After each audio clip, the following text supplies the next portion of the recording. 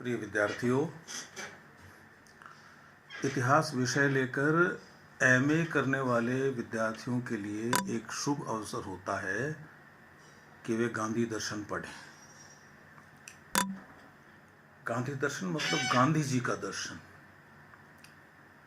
कौन गांधी जी? दुनिया के किसी भी कोने में जाकर थोड़े बहुत समझदार आदमी के सामने आप एक शब्द बोलिए गांधी, और वो समझ जाएगा कि किसकी बात हो रही है। गांधी नाम पर्याय हो गया है किस चीज का? सत्य और अहिंसा के बूते अपने समय की दुनिया की सबसे बड़ी ताकत से टकरा जाने का नाम है गांधी। बिना हथियारों के, बिना गोला बारूद के, बिना टैंकों के, सच्चाई की ताकत पे, सत्य की ताकत पे। गांधी की सच्चाई क्या थी, गांधी का सत्य क्या था, और इन दोनों के प्रकाश में धर्म क्या था, राजनीति क्या थी, धर्म और राजनीति का संबंध क्या था, स्वदेशी क्या होता है, ईश्वर क्या होता है। बहुत सारे प्रत्यय हैं, बहुत सारे अंग हैं, उपांग हैं गांधी दर्शन के। जब मैं गांधी दर्शन की बात करता हूं तो गांधी जी की प्रतिमा के दर्शन की बात नहीं करता हूं, गांधी जी के चित्र के दर्शन की बात नहीं करता हूं। गांधी जी ने जो जीवन जिया उस जीवन की बात करता हूं। गांधी जी से जब पूछा गया कि आपका संदेश क्या है दुनिया को, तो उन्होंने ये नहीं कहा कि आप मेरे विचारों को पढ़ना, अखबारों में जो मैंने लिखा उसको पढ़ना। ऐसा नहीं कहा उन्होंने कहा कि मेरा जीवन ही मेरा संदेश है, और उस जीवन के संदेश में उनका लिखा हुआ और उनका किया हुआ, और उन्होंने किस पद्धति को अपनाकर वह किया जो उनके लिए करणीय था, किस विचार को लेकर चले थे वो।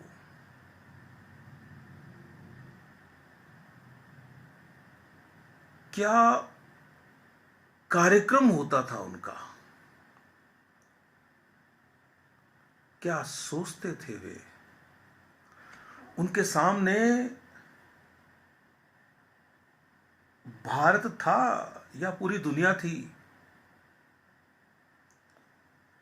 ऐसे गांधी को हमें पढ़ना है गांधी दर्शन के अंतर्गत। हम क्या हैं और हमारे पास क्या है, दो अलग अलग चीजें हैं।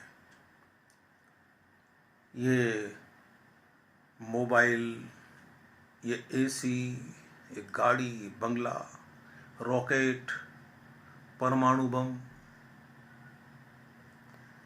ये वो चीजें हैं जो हमारे पास हैं। वो भारत में भी हो सकती है, अमेरिका में भी हो सकती है, यूरोप में भी हो सकती है, और भारत से जुड़े एशिया के दूसरे देशों में भी हो सकती है। लेकिन हम क्या हैं, यह बात हमारी संस्कृति बताती है। संस्कृति, और हमारी संस्कृति में हमारे महापुरुष भी शामिल हैं, और ऐसे ही एक महापुरुष महात्मा गांधी। महात्मा कहो, बापू कहो, राष्ट्रपिता कहो,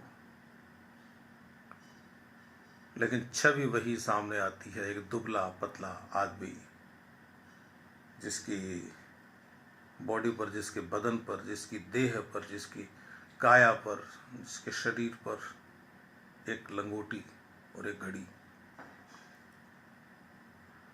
और जो अपने लिए नहीं भाग रहा, देश के लिए भाग रहा है, दुनिया के लिए भाग रहा है,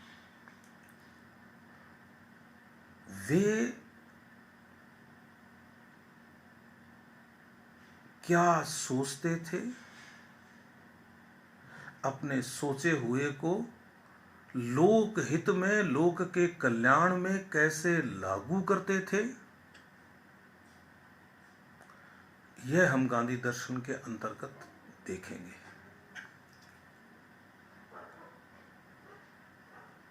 हमें गांधी की आलोचना भी सुनने पढ़ने को मिलती है, क्योंकि वो एक राजनीतिक आंदोलन में शामिल थे, दक्षिण अफ्रीका में भी थे और भारत में भी थे।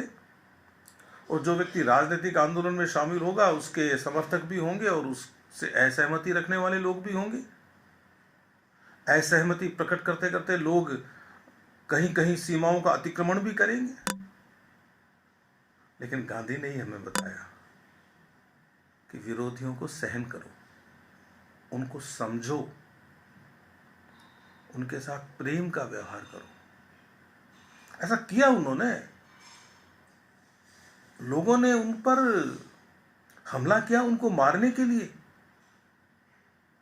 और गांधी जी ने कहा कि मैं इन पर कोई मुकदमा दर्ज नहीं कराना चाहता, मैं इनको माफ करता हूं। व्यावहारिक बात है, लेकिन इसके पीछे एक दर्शन छिपा हुआ है। दुश्मन को दोस्त बना लेना, शत्रु को मित्र बना लेना, जो अपना नहीं है उसको अपना मीत बना लेना, ये गांधी ने किया। हर कोई नहीं कर सकता, इसलिए जिसने किया उसको पढ़ना हमारे लिए जरूरी है। दर्शन की सही परिभाषा, दर्शन का सही रूप, दर्शन शब्द का सरलीकरण मैं तब शुरू करूंगा जब मैं आगे गांधी जी के सिद्धांतों पर आऊंगा। उसके पहले एक छोटी सी भूमिका गांधी जी के जीवन की। गांधी जी को जानने से पहले, गांधी जी को पढ़ने से पहले उनका जीवन समझना जरूरी है। बचपन से हम सभी पढ़ते आ रहे हैं कि गांधी जी 2 अक्टूबर 1869 को पोरबंदर में जन्मे। पोरबंदर गुजरात में है। उनके पिताजी का नाम करमचंद गांधी था, माताजी का नाम पुतलीबाई था। पुतलीबाई बड़ी धार्मिक महिला थी और पिताजी हैं वो पोरबंदर राज्य के प्रधानमंत्री थे, राजकोट के दीवान भी रहे। और आपको शायद ध्यान न हो, वे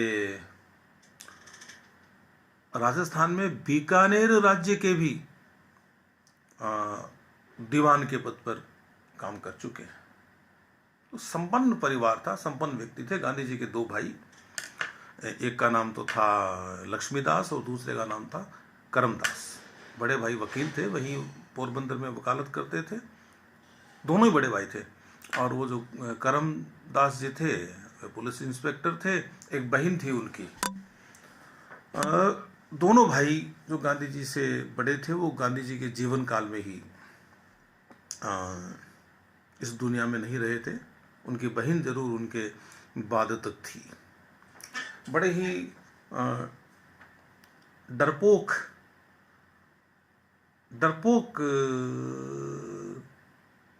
क्या एक डरपोक बालक थे गांधी जी, छोटी उम्र में। भोले भी थे।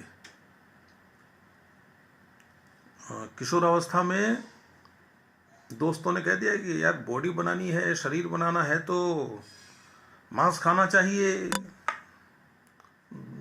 धूम्रपान करना चाहिए, और पैसे नहीं हो तो चोरी कर लेनी चाहिए, क्या कमी है घर में। गांधी जी ने चोरी कर ली। फिर क्या हुआ? अचंभा करेंगे, बहुत कम लोग ऐसा कर पाते हैं, और जो कर पाते हैं वो जीवन में ऊंची जगह पाते हैं। एक पत्र लिखा पिताजी के नाम पे और पकड़ा दिया, मुझसे ये भूल हुई। वहीं से गांधी का निर्माण शुरू हो गया। अपने ऐसे कर्मों का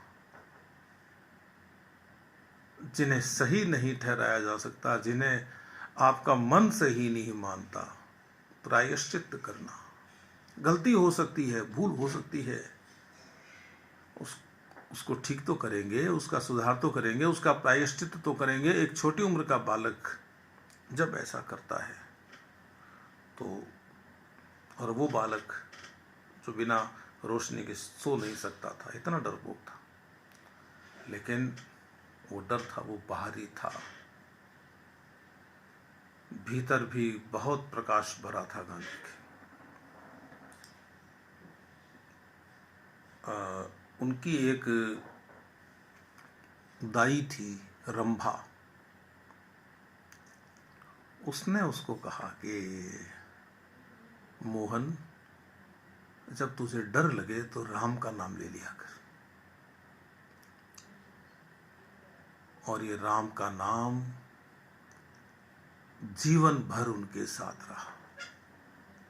राम को उन्होंने अपने ढंग से, अपने तरीके से परिभाषित किया, व्याख्यायित किया, और अपने जीवन में अपने राम को ढाला। 13 साल की उम्र में विवाह हुआ कस्तूरबा से। कस्तूरबा पढ़ी लिखी नहीं थी। 1887 ईस्वी में इन्होंने मैट्रिक की परीक्षा उत्तीर्ण की। इनके एक परिवार के मित्र थे भावजी दवे, उन्होंने कहा कि आगे पढ़ने के लिए विदेश जाना चाहिए। विदेश जाने का समय आया तो माँ ने कहा कि बेटा, डर लगता है, तू विदेश में जाके मांस भक्षण करने लगेगा, मदिरा सेवन करने लगेगा, हो सकता है कि स्त्रियों को देखकर तेरा मन डोल जाए, मैं तुझे विदेश नहीं भेज सकती। जब परिवार के लोगों ने कहा, गांधी जी के बड़े भाइयों ने कहा कि इसको भेजना चाहिए माँ, तो वचन लिया गांधी जी से कि तुम ये नहीं करोगे। तो गांधी जी ने वो वचन दिया और उस वचन को निभाया भी। वचन देना आसान है, पता नहीं हम दिन में कितनी बार कस्में खाते हैं और कितनी बार तोड़ते हैं, लेकिन गांधी जी ने अपनी कसम नहीं तोड़ी।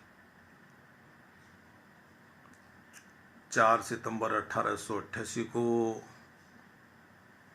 उस जमाने में जिसे बम्बई कहते थे, वहाँ से वो इंग्लैंड के लिए प्रस्थान कर गए। वहाँ पर एक संस्था थी इनर टेम्पल, वहाँ उस संस्था वो कानून की शिक्षा देती थी, वहाँ उन्होंने प्रवेश लिया। 1890 में फिर वहाँ का मैट्रिक किया, लैटिन और फ्रेंच सीखा। 10 जून 1891 को उन्हें वहाँ अदालत में पैरवी करने की अनुमति मिल गई। तो उस समय तो स्वदेश के लिए रवाना हो गए। भारत आ गए, लेकिन गांधी जी भारत आए और दूसरे लोग भी भारत आए पढ़ के। दूसरे लोगों के, बहुत सारे राजे महाराजाओं के, नवाबों के, सेठों के बेटे पढ़ने जाते थे विदेश।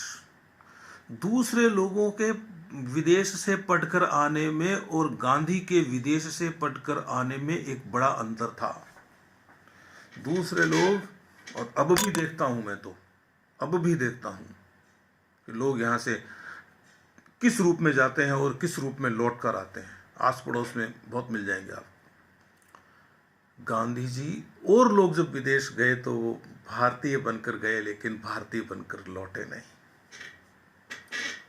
मांस, मदिरा, नाचना, गाना, एक अलग ही तरह की दुनिया में, भौतिक भौतिक जीवन को महत्व देने वाली दुनिया में रहे और उस दुनिया के होके लौटे, अंग्रेज होके लौटे, काले अंग्रेज। कहना नहीं चाहिए काला शब्द, लेकिन ये उस जमाने में काम लिया गया था लोगों ने कि मतलब मैं काला अंग्रेज शब्द पसंद नहीं करता, भारतीय अंग्रेज बन के लौटे, ये कहना चाहिए। और गांधी जी एक ऐसा नौजवान ही कहना चाहिए, किशोरावस्था और युवावस्था के बीच की अवस्था थी वैसे तो। भारतीय गया था और भारतीय ही लौटा,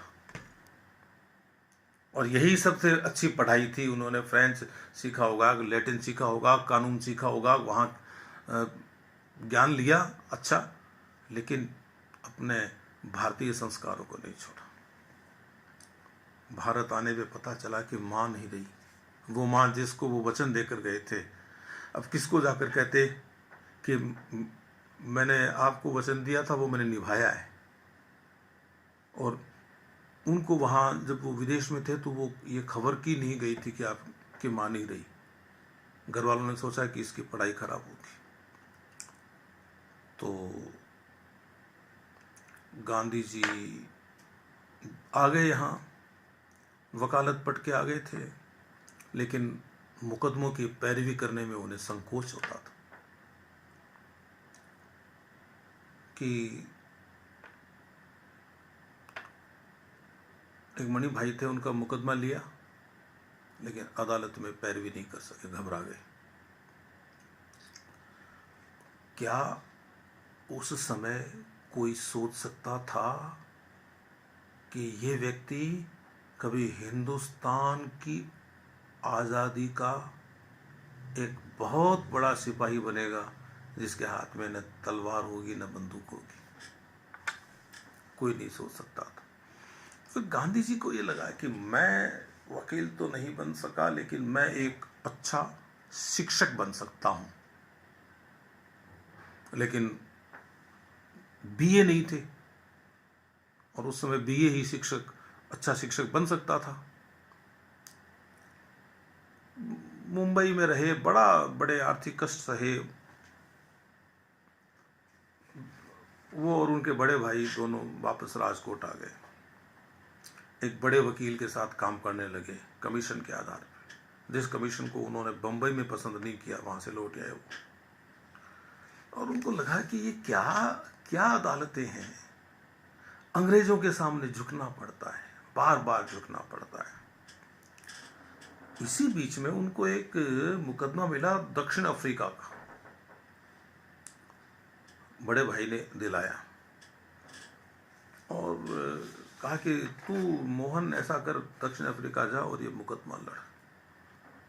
अब आर्थिक स्थिति भी देखनी थी, तो 105 पाउंड प्रतिमाह के करार पे, और वो 1893 में दक्षिण अफ्रीका के लिए रवाना हो गए। डरबन पहुंच गए, नेटाल में। वहाँ जो अब्दुल्ला सेठ था उनका क्लाइंट, वो उनको वहाँ की कचहरी में ले गया। वहाँ गांधी जी ने देखा यार, ये दक्षिण अफ्रीका में भी अंग्रेजों का शासन था। बोले यहाँ तो भारतीयों को बड़ी हेय दृष्टि से देखा जा रहा है। उनको ये बात पसंद नहीं आई।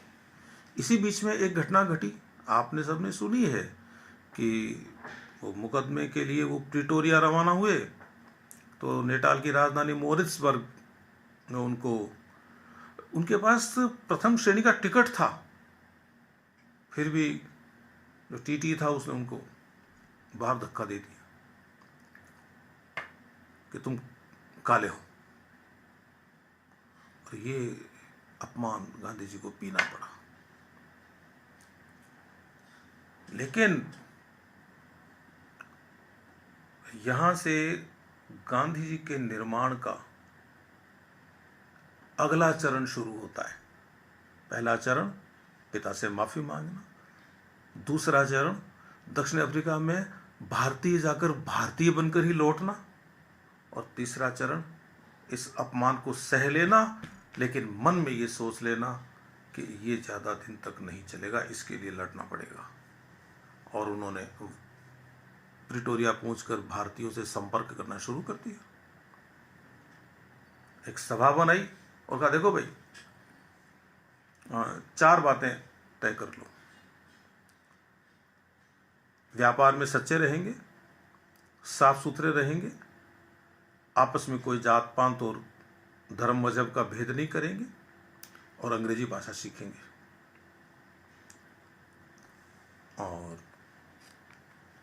वो मुकदमा भी फिर राजीनामे पे खत्म हो गया। गांधी जी ने उसको राजीनामे पे खत्म करवा दिया। और इस मुकदमे को राजीनामे पे खत्म करवाने पर गांधी जी को बड़ा संतोष हुआ। उन्होंने लिखा है कि मैंने मनुष्य के स्वभाव का जो उजला पक्ष है उसको जानना सीखा। मैंने ये सीखा कि दिल कैसे जीते जाते हैं। दोनों को बिठाकर दोनों के दिल जीत लिए। फिर वो भारत आने के लिए तैयार हो गए। जब उनके विदाई का कार्यक्रम था तो उनको ये समाचार मिला कि नेटाल की जो संविधान सभा में और जिन लोगों को चुना जाता है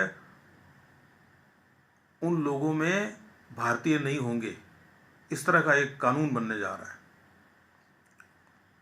तो कहा तो बहुत गलत बात।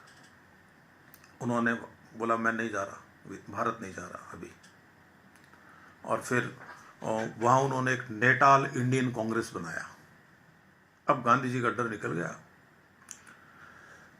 गांधी जी उसके संगठन मंत्री बने। 3 साल तक सेवा करते रहे वहाँ, निःशुल्क, बिना फीस के। 1896 में वो 6 महीने के लिए भारत आए। भारत के प्रमुख नेताओं से मिले कि देखो ये हो रहा है, रंग भेद हो रहा है दक्षिण अफ्रीका में। वापस लौट गए। फिर यहाँ रहे तब उन्होंने एक किताब लिखी छोटी सी।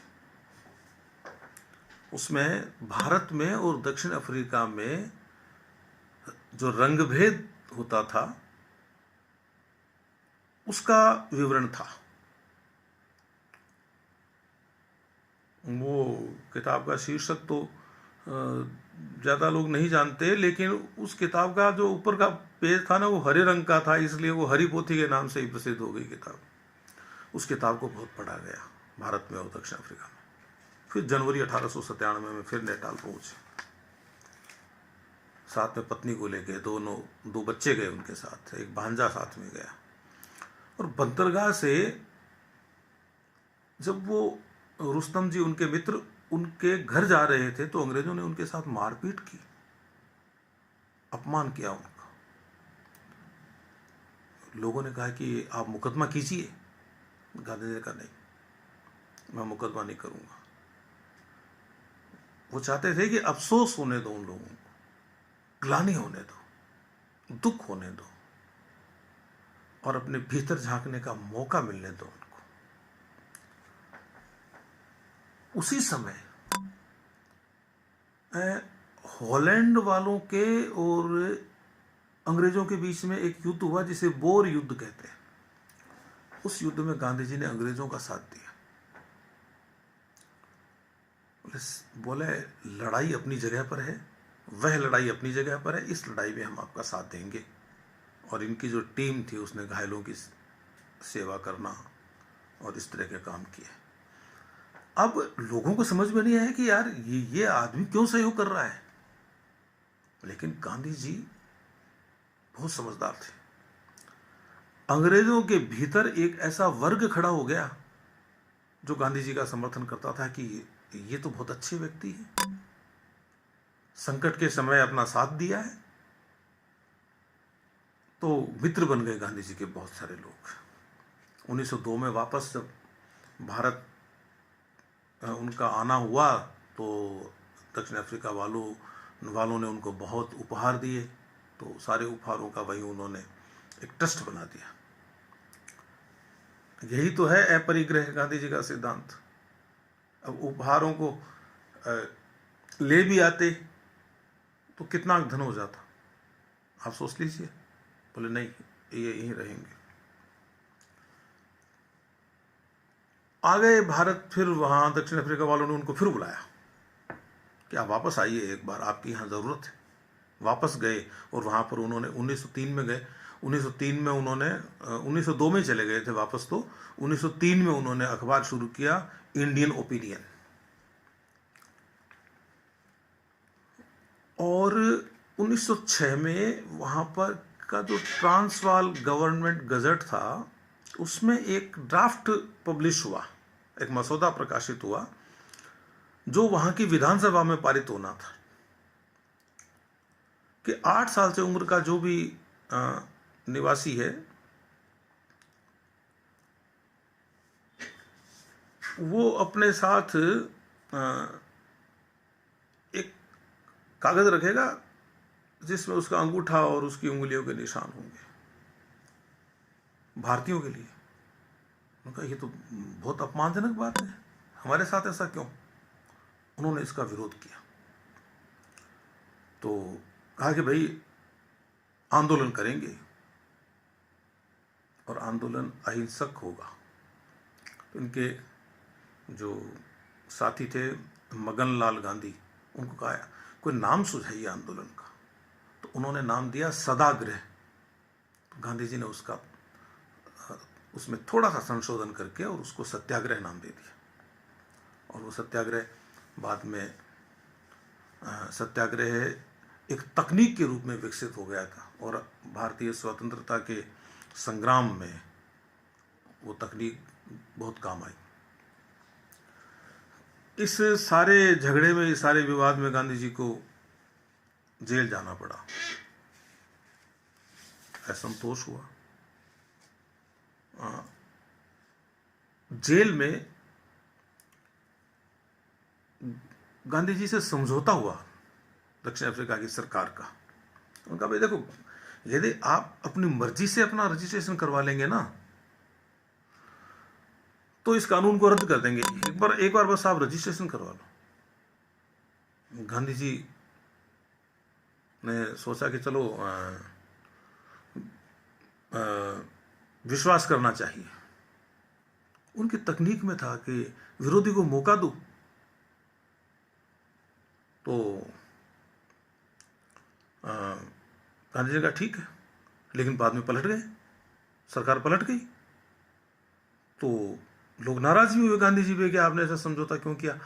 बाद में भारत में भी ऐसे बहुत सारे अवसर आए जब, जैसे चोरी चोरा वाली बात है या और भी कई बातें ऐसी हुई जब नाराज हुए उनके साथी उनसे। गांधी जी ने तो कुछ पठानों ने हमला भी कर दिया कि हम आपके लिए लड़ रहे हैं और आप ही ने समझौता कर लिया, और देखो सरकार पलट गई। लेकिन गांधी जी ने उन पर कोई मुकदमा नहीं किया। उस हमले का प्रमुख अभियुक्त था मीर कासिम। बोल नहीं, मैं मुकदमा नहीं करूंगा।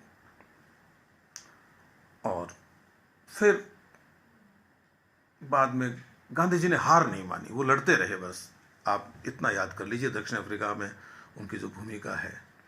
जेल से भी उनको फिर पकड़ा गया, फिर छोड़ भी दिया। फिर भारतीयों की शिकायत की जांच के लिए वहाँ एक आयोग बना। उस आयोग में कोई भारतीय नहीं, तो उसका भी गांधी जी ने विरोध किया। और लेकिन देखिए, उन्होंने कहा कि मैं आंदोलन करूंगा, 1 जनवरी 1914 को डरबन में गिरफ्तारी दूंगा। लेकिन गांधी जी को पता चला कि इस समय वहां रेल कर्मचारियों की हड़ताल होनी है। अब कूटनीति तो ये हो सकती थी कि उधर रेल कर्मचारी हड़ताल कर रहे हैं, इधर भारतीय हड़ताल कर देते, आंदोलन कर देते। लेकिन गांधी जी का नहीं, मैं इस समय आंदोलन नहीं करूंगा, वापस लेता हूं अपना आंदोलन। विरोधी की मजबूरी का, विरोधी की व्यवस्था का फायदा नहीं उठाना चाहिए। खैर, इस घटना से अंग्रेज प्रभावित हुए। बोले ये एक जोरदार आंदोलनकारी नेता है जो मजबूरी का फायदा ही नहीं उठा रहा है। तो 30 जनवरी 1914 को समझौता हुआ और वो जो रजिस्ट्रेशन कानून था वो वापस ले लिया गया। फिर गांधी जी भारत आए। ये अनुभव बहुत काम आया उनके। 23 साल तक वो हिंदुस्तान के बाहर रहे, भारत आए तो उस समय तक कांग्रेस की स्थापना हो चुकी थी। A.O. ह्यूम ने स्थापना की थी, उसके साथ वेडनबर्न था। मकसद यही था कि अंग्रेजों का शासन बना रहे और भारतीयों का असंतोष थोड़ा थोड़ा करके रिश्ता रहे, बस उग्र न हो। 1857 की स्मृतियां अंग्रेजों के दिमाग में ताज़ा थी, वो जानते थे, तो उन्होंने अपने दिमाग से तरीका निकाला।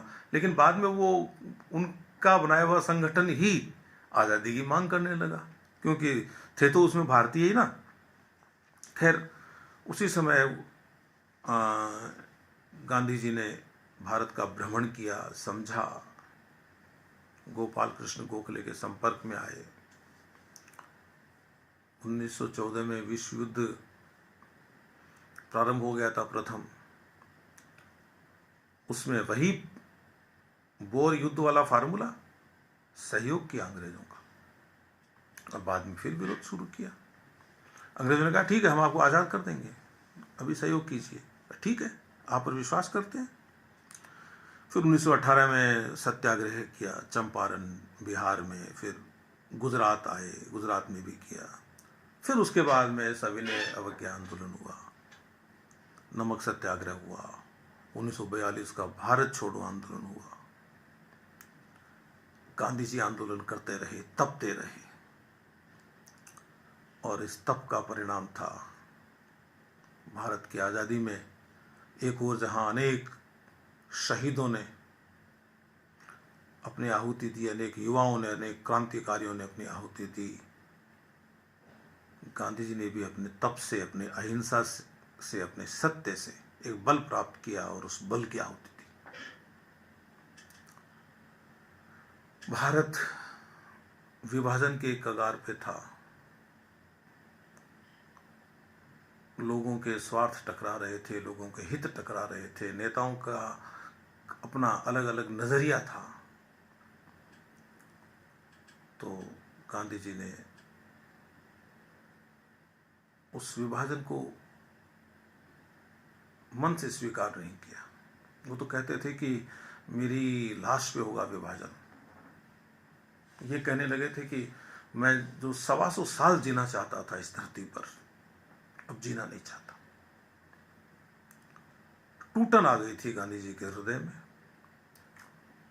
और इसी टूटन में 30 जनवरी 1948 को गांधी जी की हत्या कर दी गई, और उनके अंतिम शब्द भी आप सबको पता है, वही थे जो वही शब्द था अंतिम, हे राम, उनके अंतिम शब्द थे, और ये वही संबोधन था जो रंभा ने, उनकी दाई ने उनको सिखाया था। तो ऐसे गांधी का दर्शन हमको पढ़ना है, उनके बारे में जानना है। और ये जो अभी मैंने आपको बातें बताई, इसका जो आधार है, जो बिंदु मैंने लिए जिस क्रम में, वो एक पुस्तक है, आप भी देखना, गांधी दर्शन की रूपरेखा नाम से है, डॉक्टर अखिलेश्वर प्रसाद दुबे की। मुझे लगा कि इस पुस्तक में जो दिया हुआ है, उस आधार पर मैं करीब आधे घंटे में अपनी बात कह सकूंगा। तो अब आप तैयार रहिए कि हम गांधी जी के दर्शन को पढ़ेंगे, और अगली बार जब मिलेंगे तो मैं बात करूंगा कि गांधी जी के व्यक्तित्व पर, गांधी जी के जीवन पर कौन कौन से तत्वों का प्रभाव पड़ा। आप लोग मेरे साथ रहे, आपने मेरी बात सुनी। मैं आपका बहुत, अब आप मेरे विद्यार्थी हो, और विद्यार्थियों को आभार कैसे प्रकट करूं मैं आपको आशीर्वाद देता हूं कि आप जीवन में बहुत आगे बढ़े।